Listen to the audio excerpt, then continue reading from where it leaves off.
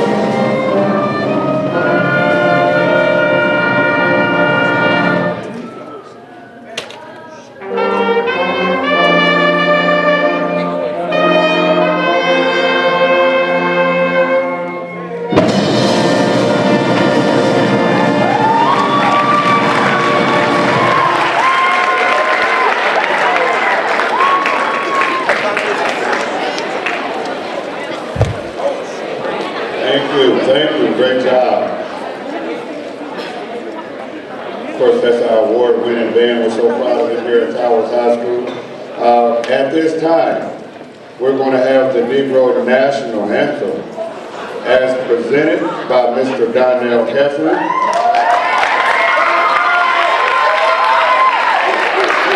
With pianist Mr. Kinsler.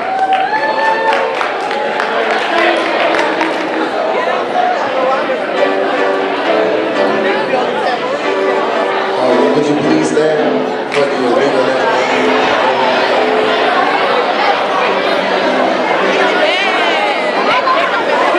Let every voice and sing, till earth and heaven ring, ring with the harmonies of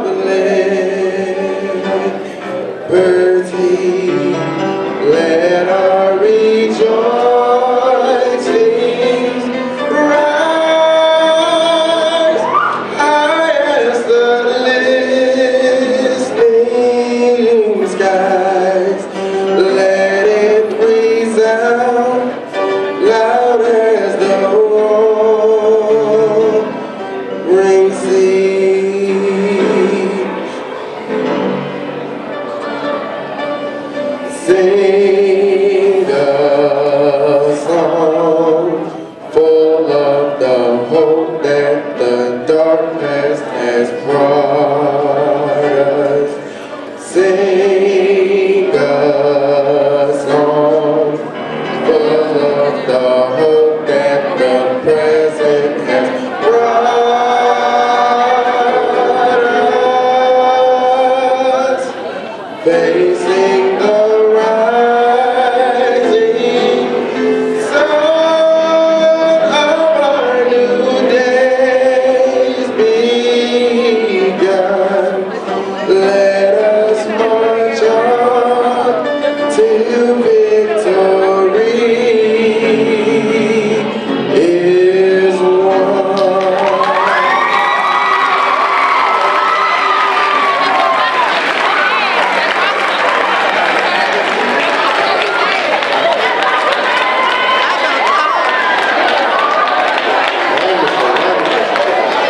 Let's give them another round of applause.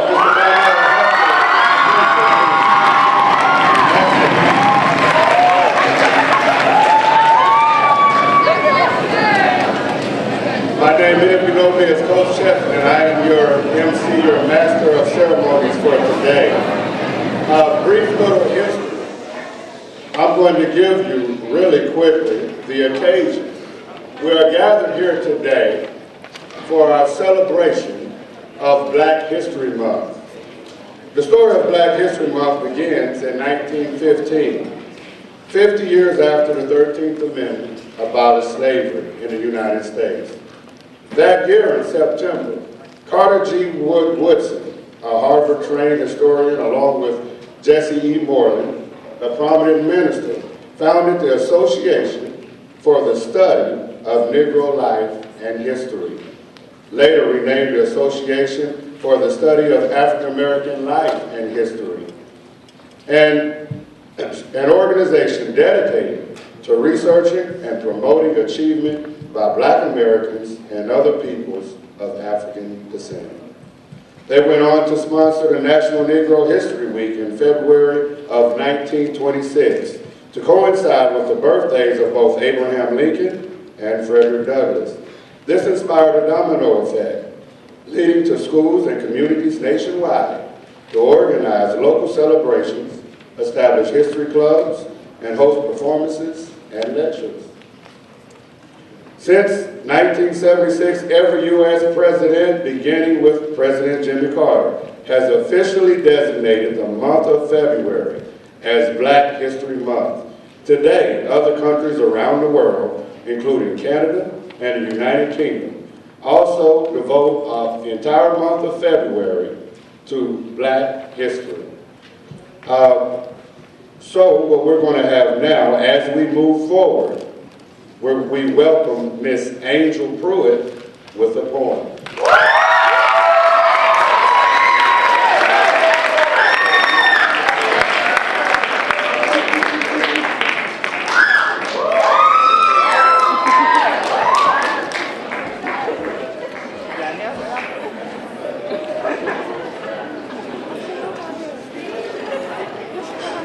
Hi everybody.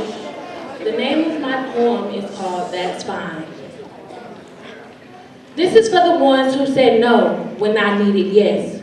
This is for the ones who said it wasn't good enough when I gave my best. This is for the ones who hated on me, talked about me, lied to me, used me, abused me, and called me names. This is for the ones who said I'd never amount to anything.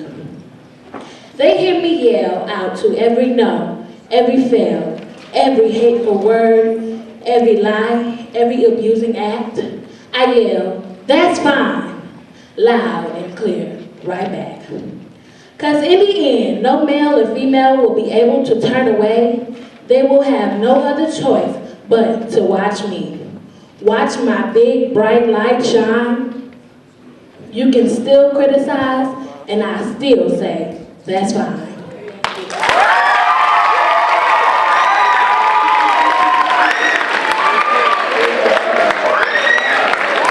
Give her another round of applause, please.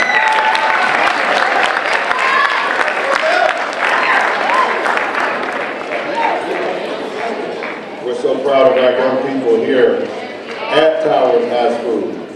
And we're going to have Now, one of our distinguished teachers and one of our distinguished students. They will present a poem, so we bring forth Ms. Adair and Quateria McDaniel.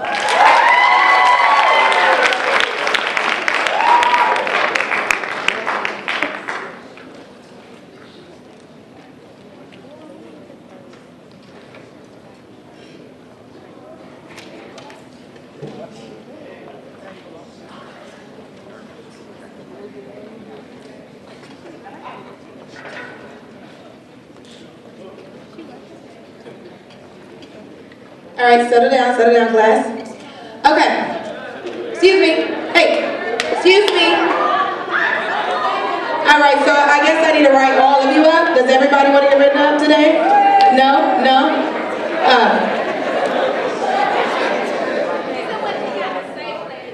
Okay. So, today, in honor of Black History Month, we're going to be working on a poem about Black history. Excuse me? Hold on, wait a minute. What do you mean I'm not even black? I can't hear you. Talk white. Talk white? I don't even know what that means, Quateria.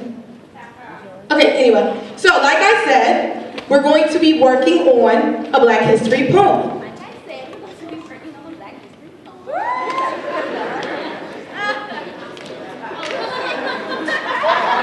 First of all, you're being disruptive. And not only that, but you're being offensive. Because I don't understand why is it that the color of our skin determines who we are within when it's not the outside, it's within. And I think it's time we begin to end to a life of discrimination. Let it be your determination. And if not for you, do it for the children who are due in the generations to come, like Martin Luther King, who had a dream that one day the world could be the way the world is that you and me live in. But you see, the world that we live in is still focused on race and the tone of the pigment in my face. Is this just a figment of my imagination? Or is it the case that whether I'm African, Asian, Hispanic, Caucasian, whatever the persuasion is what you use to place judgment on me? Am I supposed to be like these colored fools you see getting arrested on TV? Is that the way we, as a people, are supposed to be? And I'm going to take a moment to bring to light all the personal judgments that just ain't right, like no one knows the true definition of acting white. Is it because I enunciate and talk polite and choose not to use words such as listen and and just the same, no one knows what it is to be black? I'm not trying to preach to you. I'm just trying to state the facts so that we can all get together and we can all fight back against the prejudice and against the racism, because if we get together, it'll be much easier as we stand tall facing them. As living examples, striving to prove that in the end, we're all God's children. And all God's children can't lose. And I am a strong, educated woman. Don't let the tone of my skin make you mistake. All right? It's not a mystery criteria, but the real question is, what's black about your history? Hey, everybody.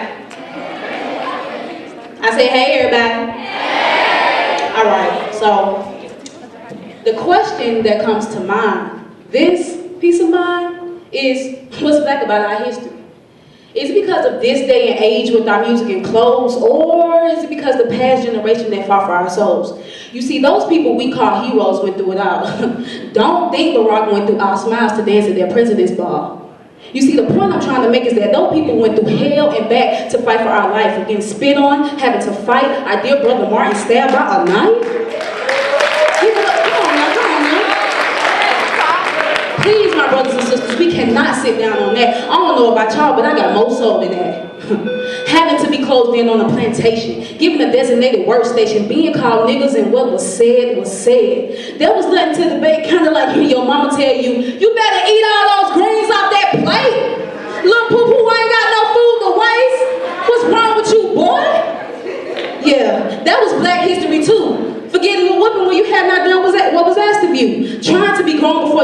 time. And please, young people, don't roll your eyes because we do it all the time. So, what's really black about our history class?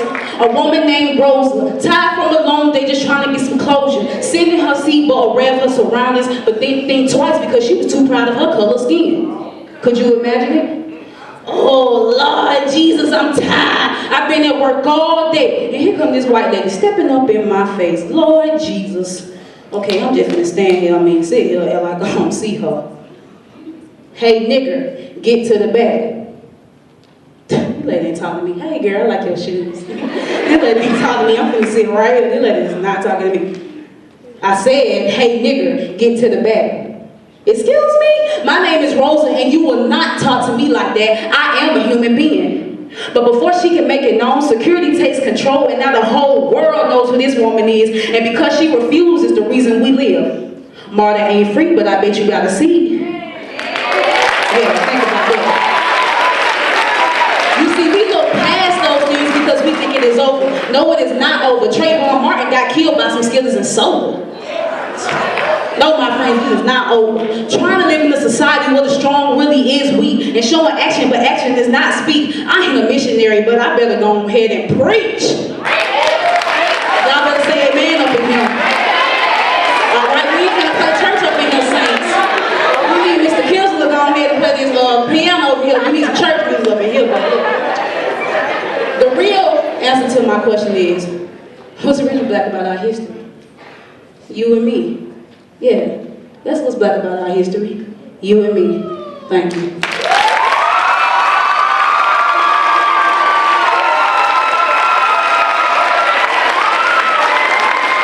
Wow.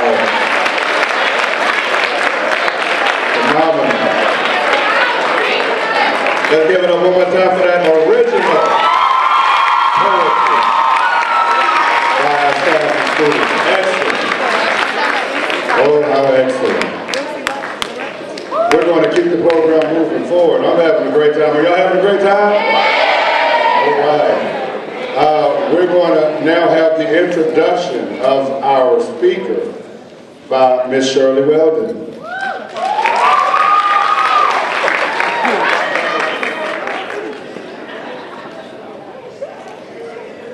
That was wonderful. Let's give her another round of applause.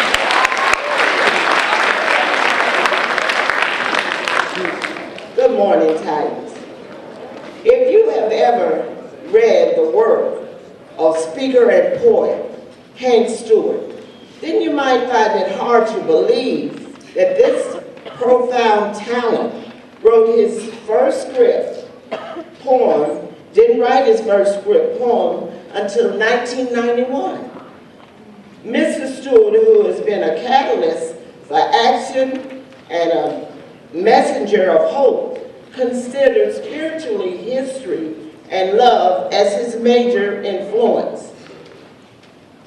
His life experience has been a great influence on his poetry. Poetry has helped him to deal with many issues. He is an artist, he is an author, he is the founder of Walk Against the Call, Black for breast cancer, which he raised over $100,000 in 2 years. He performed with James Ingram in 2011 at the Trumpet Award. He registered over 15,000 voters with V103. He conducted poetry workshops in juvenile detention centers. He is the president of the Stewart Foundation. He is a participant in the Martin Luther King Text-In. But before we are graced with his presence, let's take a moment to reflect on those who have died for our freedom. The ones who have lost their lives through gun violence.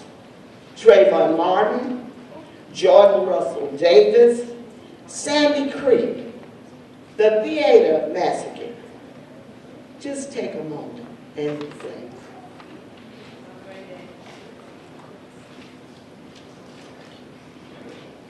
without anything further, I'll bring to the podium the renowned Hank Stewart. Wow. Thank you very much. I want to, first of all, just thank anybody who had anything to do with me being here. I want to thank the principal for allowing me to be here. I want to thank the administrators and the teachers and everyone else. And I want to give a special shout out to a friend of mine who joined me this morning. You're familiar with her. She's your past principal, Miss Joanne Williams-West. She's in the back of the room. I want y'all to give her a round of applause. Good friend of mine. Thank you for your continued support and friendship. Have you all noticed, I want y'all to listen to me. Have you all noticed, well, first of all, let me back up. Y'all give y'all band a huge round of applause. Really. And the young man who sung the National Negro Anthem, y'all can give him another shout. Great job, great job. And the poets, the two poets that we have, it's just incredible. Y'all give them a round of applause, please. Because that was powerful. Have you all noticed that there's, that this has been one of the weakest Black History Months in a long time? There's no Black commercials, or not a whole lot of them running on TV talking about Black history. It's not a whole lot of Black specials running on about Black history. There's not a lot of programs going on talking about Black history. So it leads me to the question, is Black History Month still needed? Have we arrived? I know we have a Black president. We can go into it, we can go to any college we want to. We can go into any restaurant we want to. We can live in any community we want to. We can attend any concert we want to. We can do anything we want to. But is Black History Month still needed? And have we arrived? I would say it's still needed. And no, we have not arrived. I'll say that we need Black History Month more now than ever before. But we don't need Black History Month for somebody else. We need it for us, for Black folk. We forgot about who we are and whose we are. Let me just say this. Let me first apologize to every student in the room. Because we, the adults in the room, us, we have not done a very good job of passing along our history. Your history, Black history, which is American history. Now we have family reunions, and we go to family reunions for a particular reason. Because we need to understand the bloodline, we need to understand who our cousins is and who our grandma is, so we won't be dating our cousins and we will know who's in the family. But here's the deal. We go to family reunions to know about our history. Well, if you don't know Black history, then you don't understand the connection between, the similarity between Emmett Till in 1954, who was hung for whistling at a white woman in a grocery store. And you don't connect that to 2012 where Trayvon Martin was gunned down coming from the store. And Jordan Davis was assassinated or killed in front of a store. If you don't understand the history, you don't understand all that happened with the store. If you don't understand the history, then you don't understand that 4 little girls were bombed in Birmingham. And that no different than killed by gun violence in Chicago with Heidi Pendleton, who had just participated in the inauguration parade. If you don't understand history and the value of life, then you don't understand that 492 people were killed in the Iraq War, but 506 was killed on the streets of Chicago. Did y'all hear me on that? 494 people were killed in a Iraq war over the last couple of years, but 506 were killed on the streets of Chicago. We don't understand that right now, if we understood our history and if we understood who we are and whose we are, we would be better. We're at the top of every category we should be at the bottom of, and at the bottom of everyone we should be at the top of. If you look at the graduation rate, we're at the bottom of that list. Dropouts, we're at the top of that list. Healthcare issues, we're at the bottom. Blacks in jail, we're at the top. There's more young men in jail than there are in prison, in college. If you look at the enrollment of colleges down, if you look at black on black crime, it's up. we're at the bottom of everything that we should be talking about. But if we just understood all the people who have hung, bled, and died for us to have the right to sit in here and have an education. All the people who have given their lives. I'm a civil rights junkie. I must admit, I would sit down and listen to any story, any TV program that's talking about our civil rights and our history just in general. But I want to say this, okay, if you look back at Dr. King and Ralph David Abernathy and Andrew Young and all, a lot of those people gave their lives. There was a whole lot of people gave their lives. I'm not sure if you, and I'm going to drop a lot of names on you, so maybe if you want to write a couple of them down. Srini Goodman Cheney, it was three young men, one black and two white, who were killed for doing voter registration. If you look back at Valerie LaRussa, a white female who was killed by the Ku Klux Klan because she was taking black folks to the poll. If you look at Reverend James Orange, she was not killed but beaten in a jail in Birmingham because he was trying to register to vote. If you know anything about Diane Nash, let me tell you, Diane Nash was a young lady who was not much older than you at the time, back in the 60s, and she was a freedom rider. And they were out trying to register people to vote and make a better life. They were going to do sit-ins and counters and things of that nature. And John F. Kennedy's brother, Robert F. Kennedy, called her, because she was one of the freedom riders, and she said, look, we can't protect you anymore. It's getting too dangerous. Can't protect you anymore. And I know y'all going to Birmingham, which was known as Birmingham. And they were on their way to Birmingham, and he said, we can't protect you anymore. You know, and we trying, but it's too dangerous. And you know what this young lady said, a black female, that's what I love about black women, because y'all are strong. Let me tell you what this sister said. This sister told him, she says, excuse me, Attorney General, I appreciate it. I appreciate your concern. I appreciate your worrying for us and our safety. But we know how dangerous this thing is. As a matter of fact, last night, we signed our last will and testament. Committed. Megan Evans said, I don't know if I'm going to heaven or hell, but I do know I'm going from Jackson, Mississippi.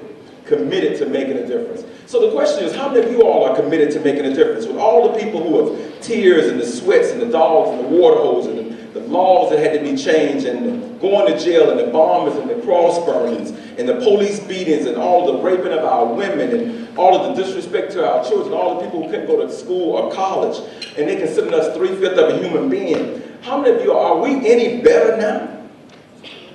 Are we any better? So when I look around the room at a lot of our students, I wonder, not all of you, but a lot of you all, I wonder, do you take your job and your life serious? Are you taking your life serious? I know sometimes we come from communities that are not the best of communities, and we come from houses now, but we got to be committed. I was once told, if you can't change the crowd that you're in, then change the crowd that you're in.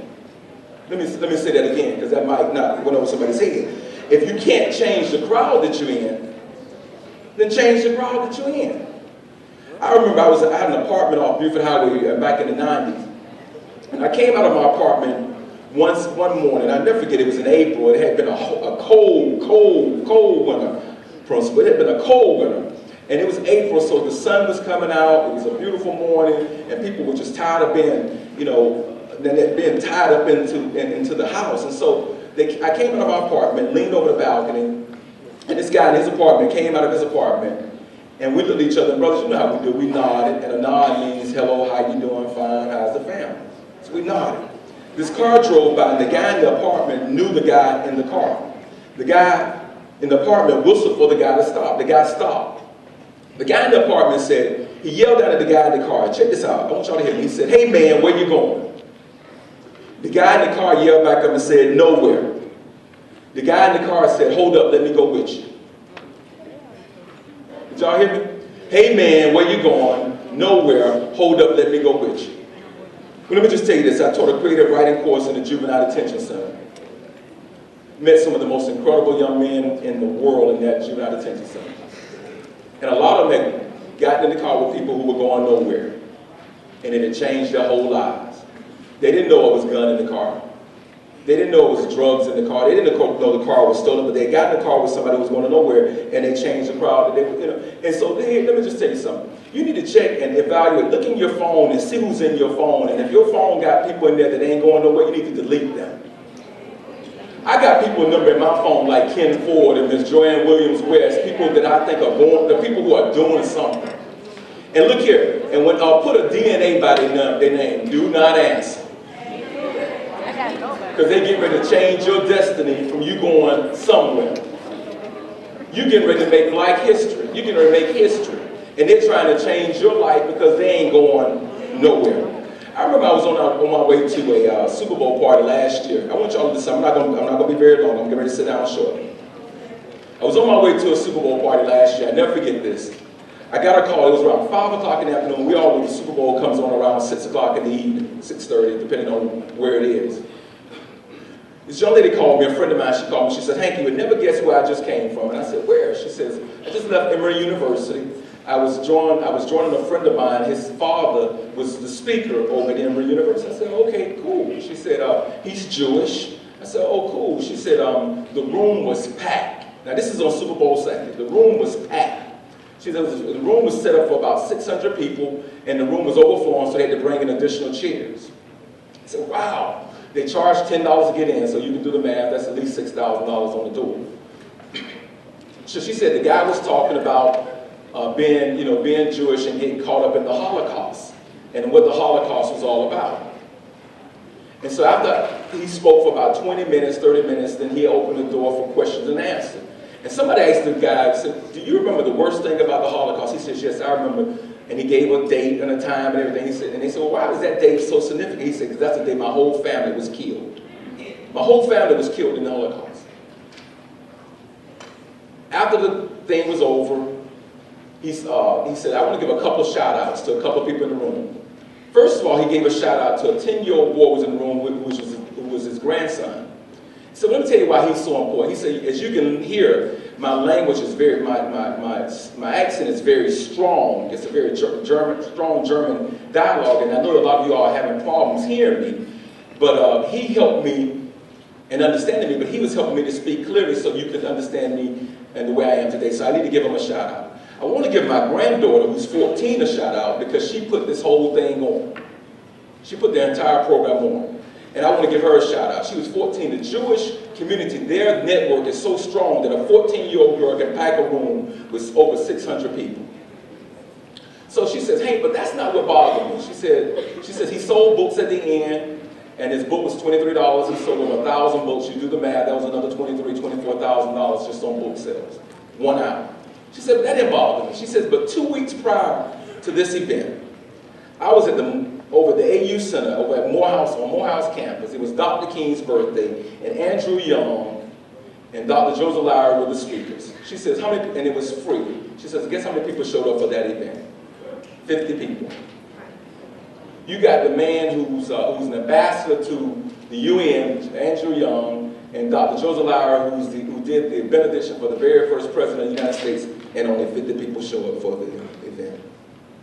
Is Black history needed? Yes, it's needed. Believe me, somebody in this room will make history. Positively or negatively, but somebody in this room will make history. I would much rather, my mentor said, I would say something that's real powerful. I would much rather make sense than to make history. He says there's a whole lot of African Americans making history, but we're still trying to figure out what sense do they make. Then he started talking about Clarence Thomas, who was the second to appointed to the Supreme Court, made history, but we're still trying to figure out what sense does he make when he's voting against things that can help Black young men and women. Holyfield, a good guy, great guy. But in 1998, he built a home that was worth $20 million in Southwest Atlanta, 15 bedrooms, 15 bathrooms, a rotunda, bowling alley. It would take $1 million a year to maintain the home. He lost the home. It was one of the biggest homes that was built in Atlanta. Made history, but we're still trying to figure out what sense does it make. Dennis Rodman, well, I'll leave Dennis Rodman alone. Made history, but we're still trying to figure out what sense does he make. And let me just tell you, young people, making sense don't make you popular. It doesn't make you popular. Because see, making sense means you got to change some of the people in your crowd. It means that you got to ignore some of these phone calls that you're getting. It means that you got to do your homework when everybody else want to go out and party. And let me just say this, stop the bullying. Please stop the bullying. Stop the bullying. We're losing, stop the bullying. Please stop the bullying. We're losing too many young people because of bullying. Please stop the bullying. it's going to make sense and it's not going to make sense to a lot of y'all. We come from good stock. We come from great stock. No, we come from the best of stock. I'm going to sit down on this. There was a poem that I wrote years ago, and I was on my way to the Million Man's March. I'll never forget this as long as I live. I was in D.C. I was riding down Pennsylvania Avenue. I stopped at a traffic light, and immediately I thought about Morgan Geary, the brother who invented the traffic light. I looked to my left, and I saw the Capitol, and I thought about Benjamin Banner, the brother who designed the Capitol. And I was in the car with another friend of mine, and my cell phone rang, and immediately I thought about Henry Samples, the brother out of Chicago who designed the cell phone. My little mind had started to race. And I started thinking, can you imagine where we'd be today if Harriet Tubman was afraid of the dark? Because that sister did everything at night. And then I started thinking, can you imagine where South Africa would be today if President Mandela was afraid to give his rights for everyone else's wrongs? You know, he reminds me of Shadrach, Meshach, and Abednego. Because no matter how hot the fiery furnace got, that brother refused to bow.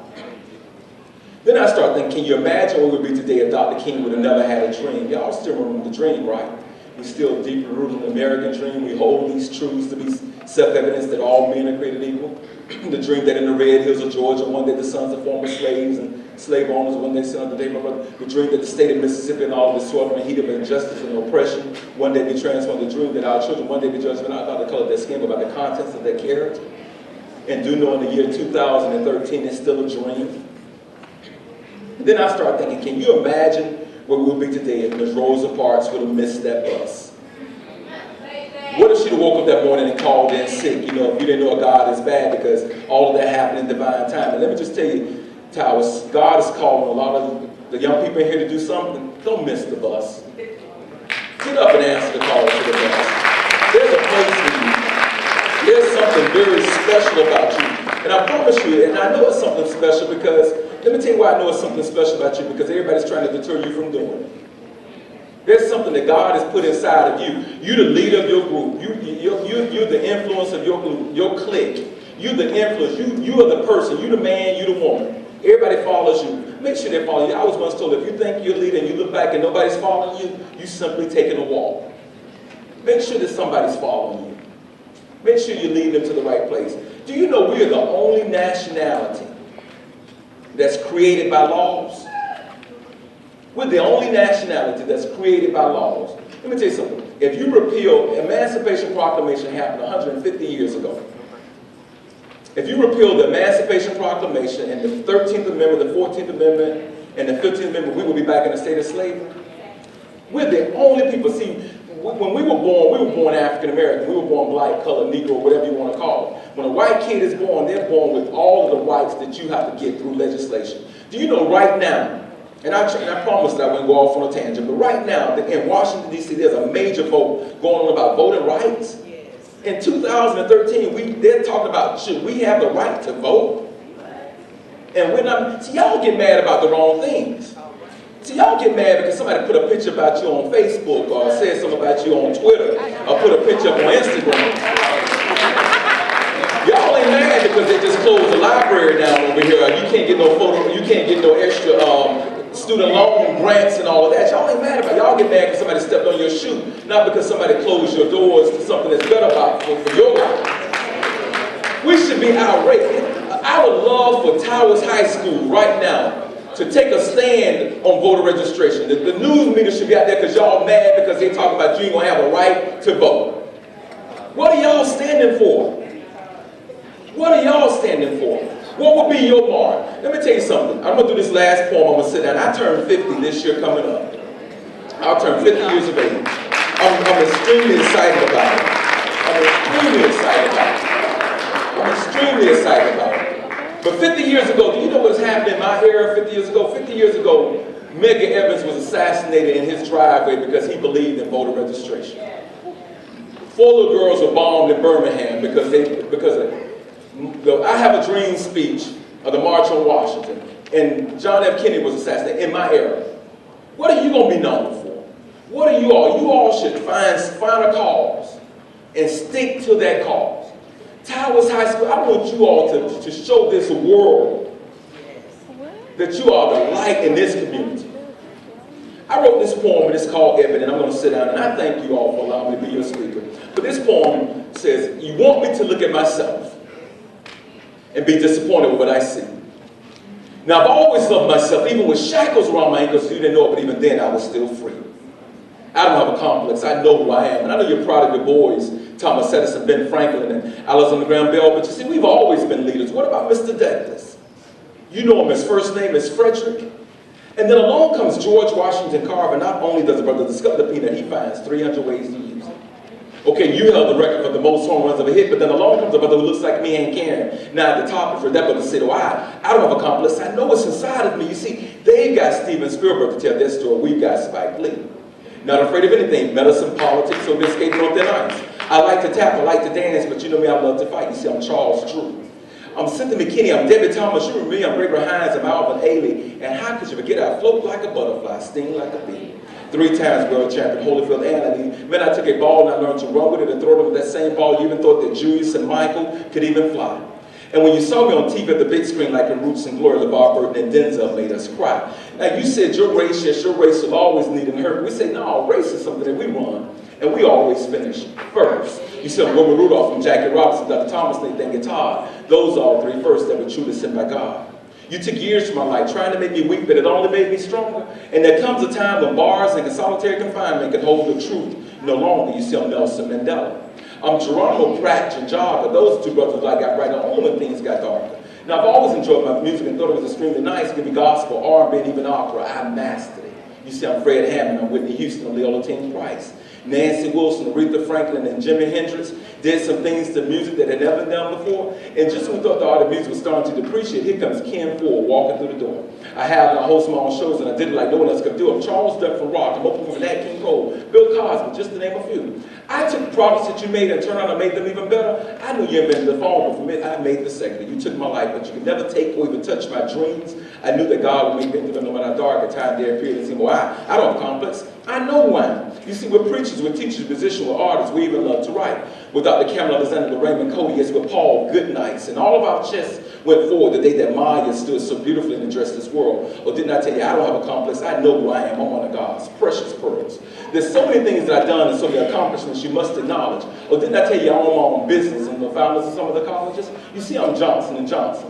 I'm Mary McLeod Bethune. I'm husbands and wives and brides and grooms and doctors and lawyers and neighbors and friends. I'm mayors and senators. Yes, some women and men. I don't have a complex. I know who I am. Give me a golf club or a tennis club.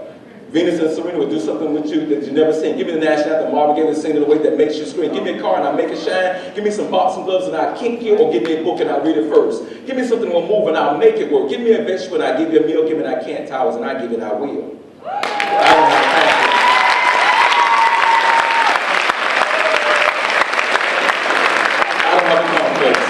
I know who I am. So I got 3 questions for you as I'm making my way back to my seat.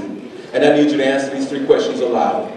Do you know who you are? Yes. Oh, come on. I like Towers just scored the winning touchdown. Do you know who you are? Yes. Are you a part of the dream? Yes. Or are you causing nightmares? No.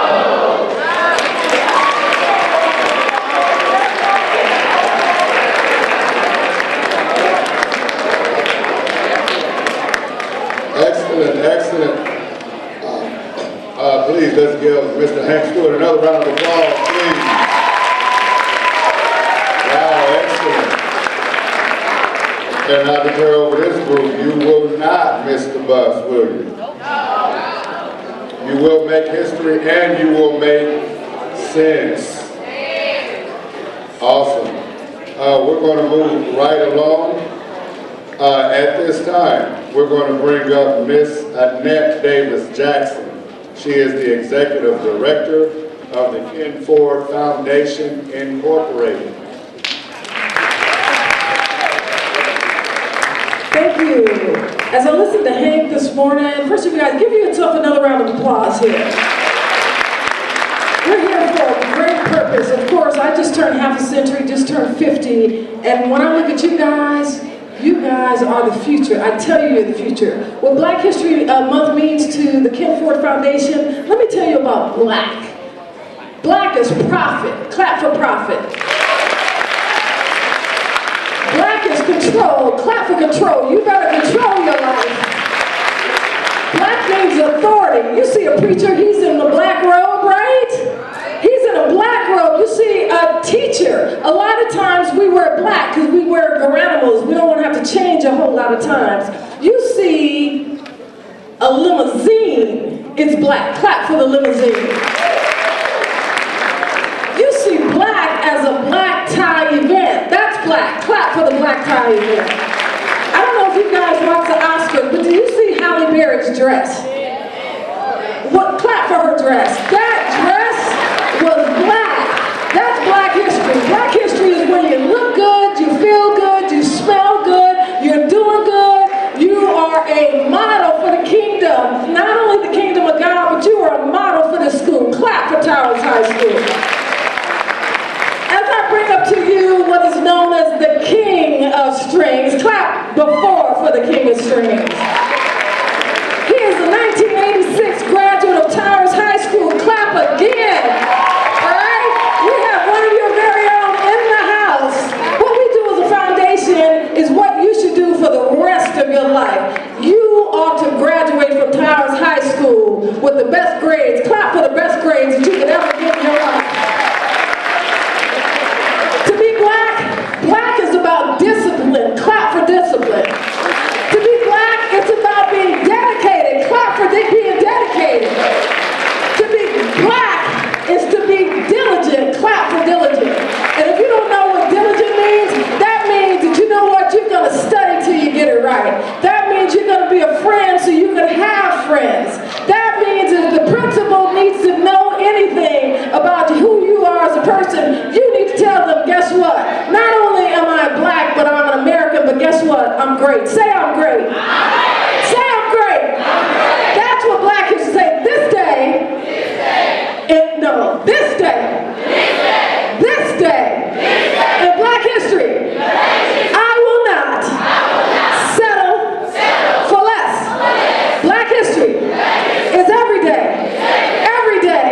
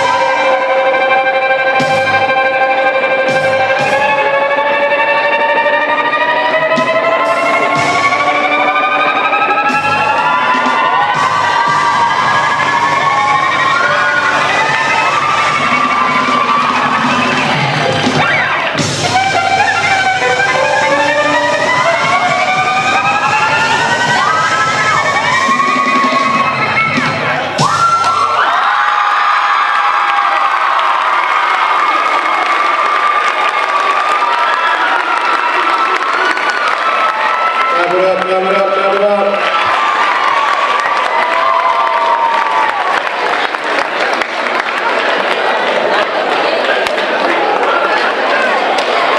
Look at Towers High School. Graduate of 1986. Towers High School in the house. Give them another round of applause, please. Look what you can do, Towers High School. Look at you.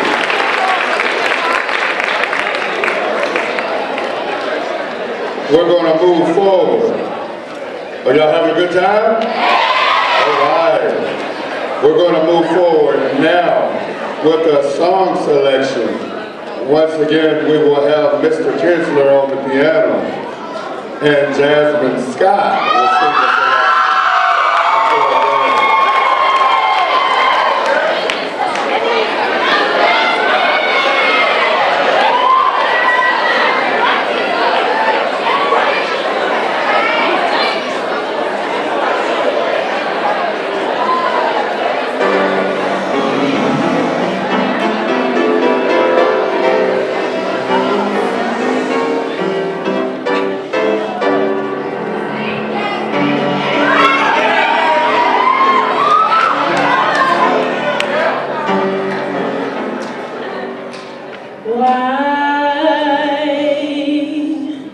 should I feel discouraged?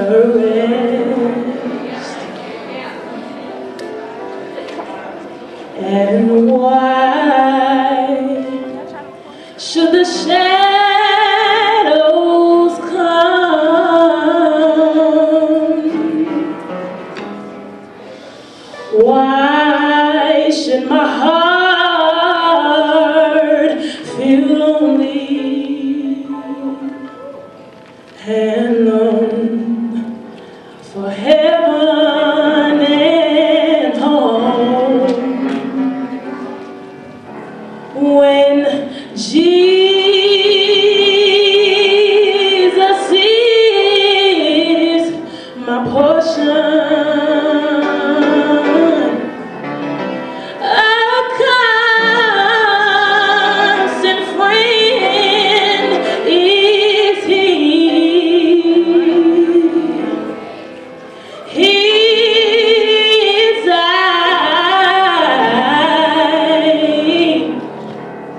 is on the sparrow,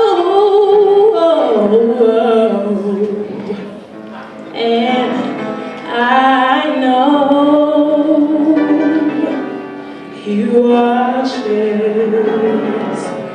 over me. I sing because I'm happy, and I sing because I'm free. His eye is on the sparrow, and I know He watches over me. Thank you.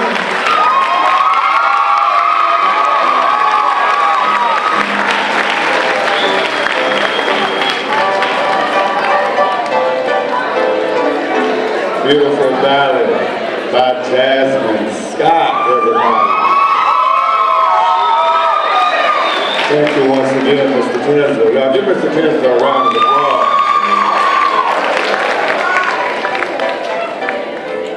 At this time, we will have a poem with our featured poet, Shaquille Rutledge, and Alante Carter.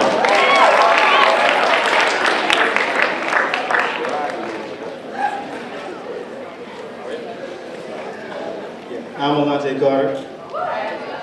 Shaquille Rutledge. This is a poem by Booker T. Washington and W.B. Du Bois. it seems to me, I said, it seems to me, it takes a mighty lot of sheep to study history and Greek when Mr. Charlie needs a hand to hold that cotton on that land, and when Miss Ann needs a cook, why stick your nose inside the book? I disagree. If I have to drive to seek the knowledge of chemistry or Greek, I'll do it. Charles and Miss can look another place for a hand to cook. See, some men rejoice in the skill of hand, and others in cultivating land, but there are some who maintain the right to cultivating the brain. It seems to me that all you folks have missed the boat, who shout about the right to vote, who spend vain days and sleepless nights in the uproar over civil rights. Just keep your mouth shut, don't grouse. Work, save, and buy a house. I disagree. For what can property avail if dignity and justice fail, unless you make the laws? They'll steal your house with trumped up calls. A rope is tight, fire is hot. No matter how much cash you've got, speak soft and try your little plan. But as for me, I'ma be a man. Seems to me. I disagree. Thank you.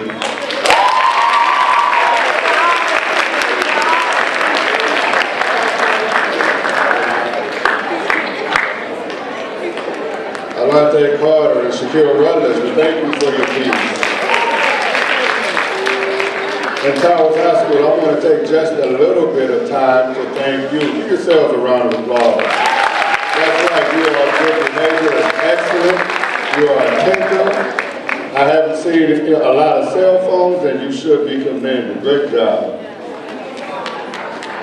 We will move forward at this time. We're going to call forth our Black History Drama Club with a presentation entitled, Who Am I?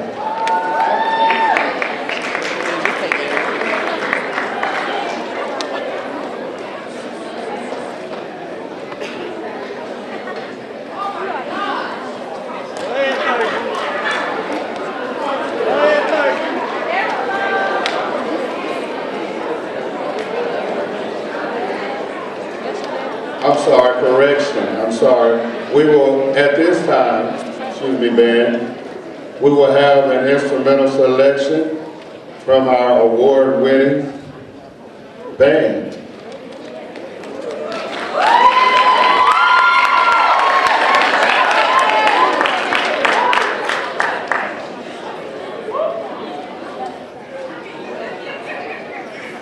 Under the direction of Miss Baptiste.